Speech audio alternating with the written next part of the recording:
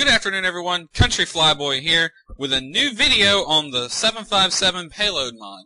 A lot of work has gone into this mod, and at time of recording, it's not up yet, but I'll have a link to the download from Deviations in the description for this video, so it should be up. I plan on releasing this video at the same time the mod releases. So let's look it over. When you download it, now I'm not going to go into how to install it, but the instructions for installation are in the README. So when you download it, you'll get this folder. All of the edits are in this CFG file here. You would copy-paste them to the 757 CFG file. That's explained in the README, all that. What I want to get into is the Excel folder, or the Excel file. Many thanks to Paul Talley for making this Excel file. He did a really, really good job on it. Now I'm just going to overview what the different things are and what they do. Okay, so when you first open the Excel file, you'll get that warning that I saw there. Just click open. Nothing in here is going to hurt it. So this would be what you're first greeted with. Now, you see the weights listed over here. Operational empty weight, payload, zero fuel weight, block fuel, trip fuel, taxi fuel, and gross weight. Alright, so this requires a flight plan. So what we do is plan our flight, we get our fuel load, and all that fun stuff. Let's say for the sake of the argument we have a 20,000 pound fuel load today. Trip fuel is going to be 10,000. It's roughly half. And we'll say a 5,000 pound fuel burn for taxi. So, nice round numbers there. Okay, so that's where we put in our fuels. Block fuel, trip fuel, and taxi fuel. Again, block fuel is how much fuel you're going to have loaded on the plane at the start of the flight. Trip fuel is how much you plan on burning from wheels up to wheels down. And taxi fuel is how much fuel you plan on burning for the taxi out. Roughly a half hour's worth of fuel here is good, which is about 3,000 pounds in the 757-200. Alright, now this box here is a drop-down list where you can select quick payloads. You can select full, which will give you a full cabin of 184 passengers, half, which is 92 passengers, empty, which is 0 passengers, and manual, which will give you 160 passengers, but you can also edit them down here. More on that later. Do note that the crew count remains the same no matter what you put there. So if you select empty, you'll still have 6 crew members. So this would be good for like if you're just ferrying the airplane from one place to the other. Alright, so I'm going to select full real quick. Actually, yeah, we'll go full. Now, flight crew and cabin crew default to 2 pilots and 4 flight attendants. You can put up to four pilots and I think 5 or 6 flight attendants. There's seats for them in the cabin. The reason these default to 2 and 4 is because we want the operational empty weight to be roughly the same every time, which meant standard crew of 2 pilots, 4 flight attendants. Regs require at least 1 flight attendant for every 50 passengers, so alright, moving right on over. These blue boxes list totals like total passenger, total cargo, and total traffic. Alright, crew weight and packs bags. This will list your crew weight, the weight of the crew. We currently have 2 pilots, 4 flight attendants. That adds up to 1,380 pounds. Packs bags is how much the passenger bags weigh. Passenger baggage is calculated automatically, so you don't need to worry with it. Okay, this block right here might lead to a little bit of confusion. This is payload cargo. This is cargo that you're going to put in the cargo bay that does not include passenger baggage. So passenger bags are calculated automatically. If you want to add cargo, say freight or mail or something like that, this is where you would put it in. So let's say I want 500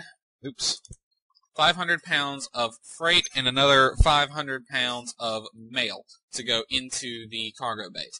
That's an 1,000 pounds additional weight that's going to be added to the passenger baggage weight and put in the cargo bays. Alright, this chart here will show you your center of gravity positions at the various weights. We can see operational empty weight gives us a 23 center of gravity. 0 fuel weight, takeoff center of gravity is going to be around about 29%. Somewhere in that neighborhood. Alright, and these lines here are your maximums. This is max takeoff weight up here. Purple is max zero fuel, and the green line is the max landing weight. Okay, operational items and additional weight come into play with changing the aircraft to suit your needs. We set this aircraft up for an operational empty weight of 132,500 pounds to match Sim Brief. You can change that if you want, because 132,500 is a bit heavy. So if you wanted it lower, say 130,875, which is a more realistic one, then you can change your operational items here. That will affect the operational empty weight. So you can make the plane lighter at empty weight if you want here, basically. Additional weight comes into play if you want to fly an aircraft that has extra equipment on it that not all 757s have. So if you want to fly a plane that is a little bit heavier due to extra equipment than the other 757s in the airline's fleet, this is where you put it in. Say you wanted ETOPS equipment, for example. Not all 757s are ETOPS certified. So you would take the total weight of the ETOPS equipment and add it in here in the additional weight section. Alright, now these MAC values here list the CG of the center gravity of the various weights. So again, takeoff, zero fuel, landing, and dry operating weight. All that's listed over here as well. So this shows you the max weight in both the cargo bays here. So you can put a maximum of 10,300 in the forward cargo bay and a max of 16,300 in the aft cargo bay, meaning your total cargo you can carry is 26,600 pounds. Now this cargo load ratio here is a decimal. The range is 0 to 1, so any decimal number between 0 and 1 can be put in here. Basically, this controls the distribution of cargo in the cargo bays. 0.5 will evenly distribute the weight between the two cargo bays. So basically your total passenger bag combined with your total cargo, the two freight and mail items there, equals total cargo that's going to be loaded, which is distributed amongst the forward and aft bay via this ratio here. More on that in the README. Now this fuel tank loading, depending on how much you put in block fuel, this shows you how much you need to load in the fuel loading profile of Flight Sim X.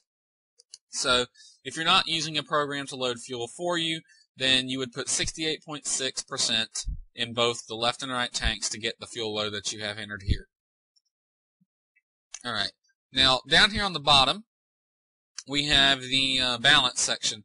This is where you would specify how many passengers are in a given section of rows.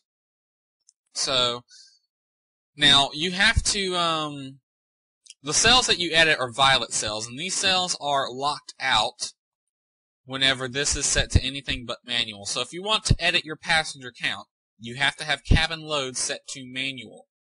Then you can come down here in the violet cells and enter your passenger count. So you can change this to, say, 54, and that affects everything. I'm just going to switch it back to full for the sake of simplicity. Alright, the next tab is the Load Instructions tab, where you would enter in flight information.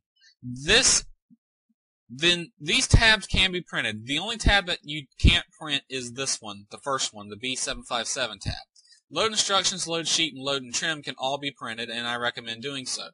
This is the load distribution sheet, which is handed to the flight crew immediately after the aircraft's finished loading. So right before they push back, the gate agent or the ramp agent would hand this document to the flight crew. This shows the distribution of the load, deviations for the load, and anything. So we'll just enter a flight number here.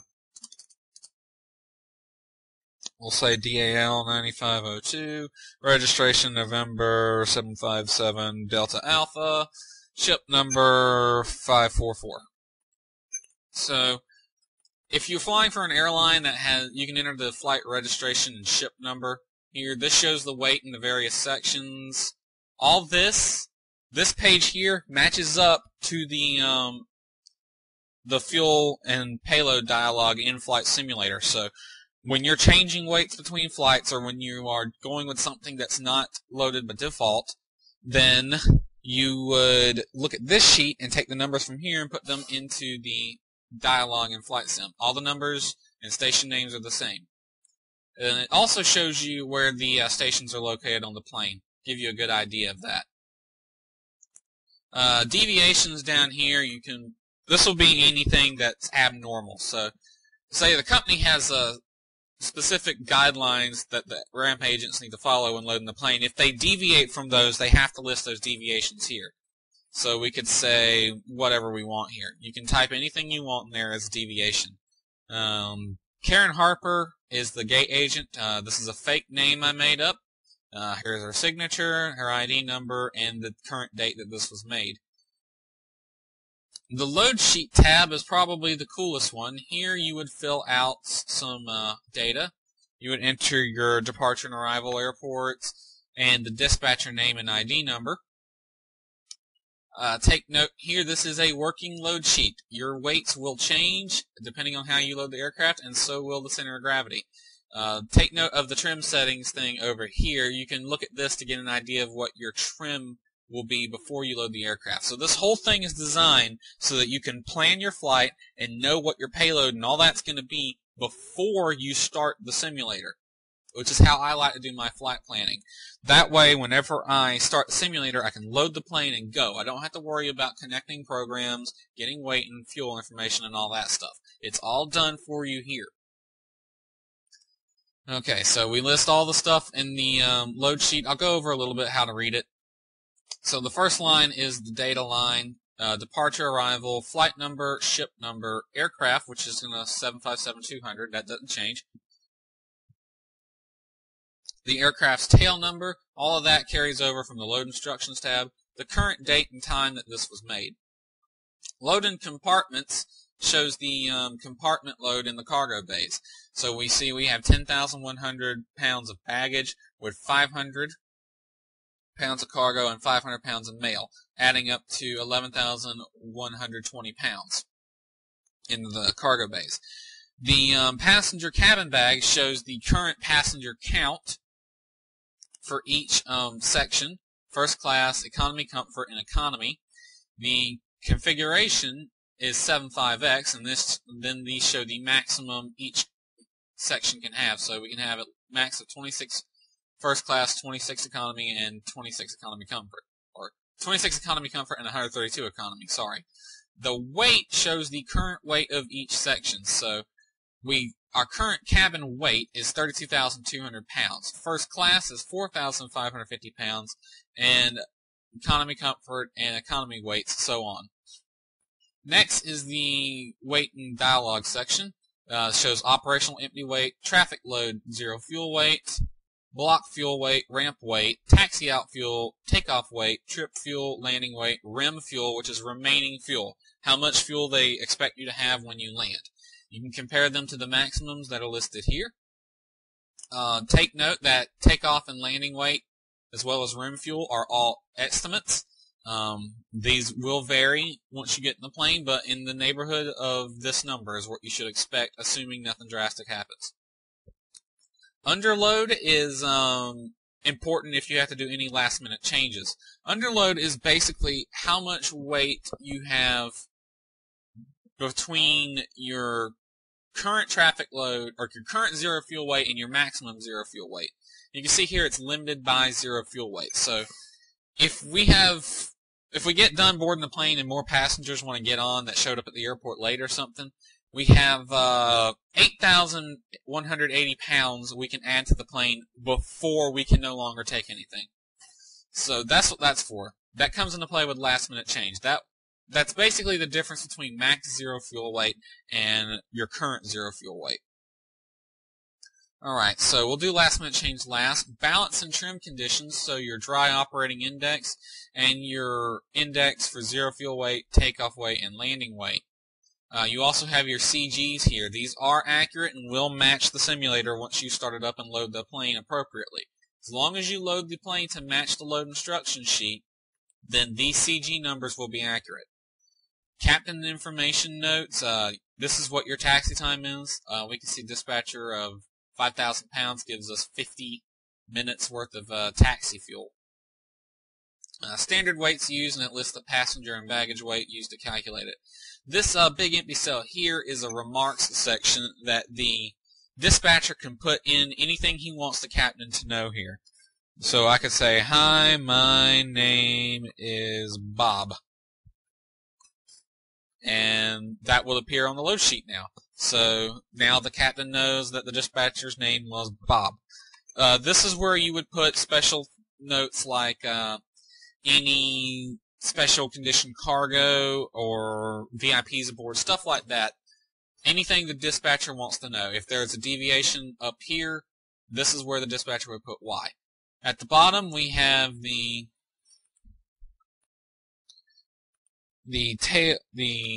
footer information, which will list the dispatcher's name and ID number, which you can type in. And we also have in load sheet DAL 9502 Atlanta Jax, which says this is the end of the load sheet for this flight between these airports. The last minute change section comes into play after you print the load sheet. Basically, if any changes occur to the last minute to the aircraft after the documentation has been made and printed, then the flight crew has to fill it out here. Say there is more or less passengers than estimated on the load sheet, then they would have to list that here. Anything dealing with fuel requires new documentation to be printed because fuel load is such a big effect on the center of gravity and the weight of the airplane that you need to make those changes with new documentation. So no fuel changes in the last minute change section. The last tab is the load and trim sheet, which I am not 100% sure of what this is all about. But you can see it starts with your dry operating index, and it shows the moment effect of each cabin section will have on your flight. And this will change with your weights. It will show your takeoff weight, landing weight CGs, and all that fun stuff. So, yep, we have 29.6, 29.2, and 29.0% for our center of gravities throughout the flight. Alright, so this mod should be up soon. It should be up already. I'm releasing this video on the same day that the mod would be available on Deviations and FlightSim.com. So, hope you enjoyed it. I'm going to do another video shortly showing how to plan a flight with this thing. So, see you.